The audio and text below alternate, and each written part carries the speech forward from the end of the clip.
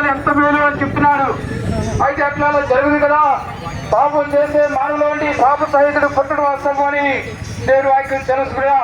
కాబట్టి ఆయన పరిశుద్ధుడిగా జన్మించాడు, పరిశుద్ధుడిగా జీవించాడు.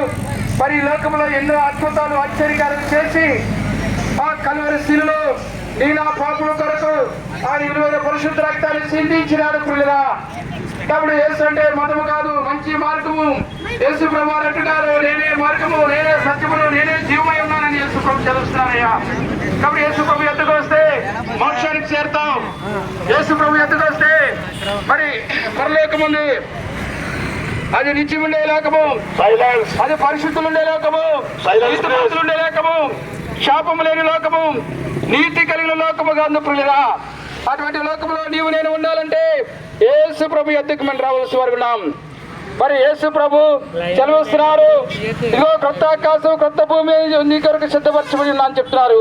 ఆ రాజ్యంలో ఎవరైతే ప్రవేశిస్తారో అక్కడ మరణం లేదు, దుఃఖం లేదు, కన్నీరు లేదు, వేద లేదు, యుగకాల ఆనందకరమైనటువంటి సంతోషకర జీవిత పిల్లరా. ఈ లోకంలో మనకి వేదన ఉంది, దుఃఖం ఉంది, అన్ని మరి మరణం ఉంది పిల్లరా.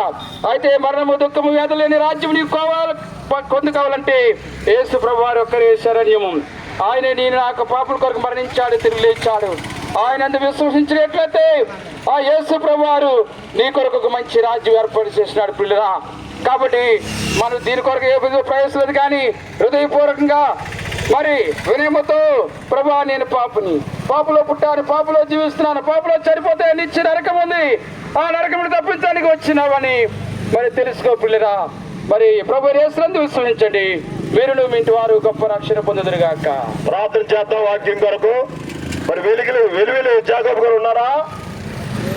ఇక్కడ రాయించారు. మరి ఆయన లేకపోయినట్లయితే ప్రార్థన చేస్తారు.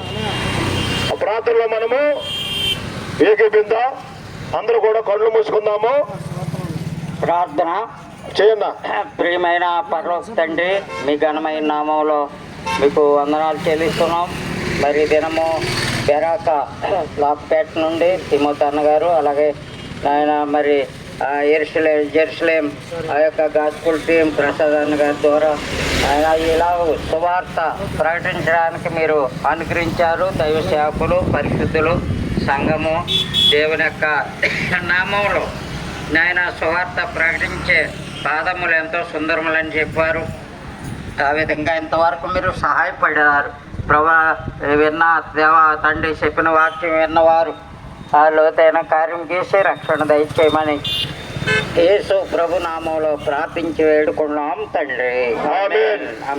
సమయంలో ప్రభునందు ప్రియమైనటువంటి మా దేశీయులారా, అది స్టార్ట్ చేయమ్మా. మరి ఇంకా దేవుని గురించి, యేసుక్రీస్తు ప్రభు యొక్క రక్షణ గురించి మీరు తెలుసుకోవాలని ఆశించినట్లయితే మన దగ్గరలోనే మరి బెరాక ప్రార్థన మందిరం ఉంది. మరి ఆ స్థలంలో ప్రతి ఆదివారము దేవుని యొక్క పరిచయం జరుగుతూ ఉంది, ఆరాధన కార్యక్రమము. మిగిలినటువంటి దినాల్లో కూడా దేవుని యొక్క పరిచయం జరుగుతూ ఉంది. ఆ స్థలానికి మిమ్మల్ని అందరినీ కూడా మరి మేము ఆహ్వానిస్తూ ఉన్నాం. అలాగనే మరి ఈరోజు 12 గంటలు, మరి 2 గంటలకు ఒక ప్రత్యేకమైనటువంటి దైవ సేవకుల ప్రార్థన కూటం ఉంటుంది. అదే రీతిగా మరి ఈ రోజు సాయంకాలం 7 గంటలకు ఒక ప్రత్యేకమైనటువంటి సువార్త కూటము మీ కొరకు ఏర్పాటు చేయబడింది. కాబట్టి ఆ స్థలానికి మీరు వచ్చినట్లయితే ఇంకా అధికమైనటువంటి విషయాలు, దేవుని కొరకైనటువంటి విషయాలు, ఏ రీతిగా పరలోక రాజ్యమునకు మరి మేము చేరుతాము అనేటువంటి విషయాలు మీకు తెలియపరచబడతాయి.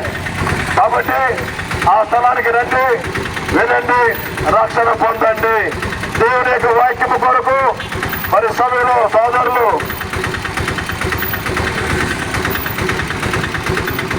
జాకబ్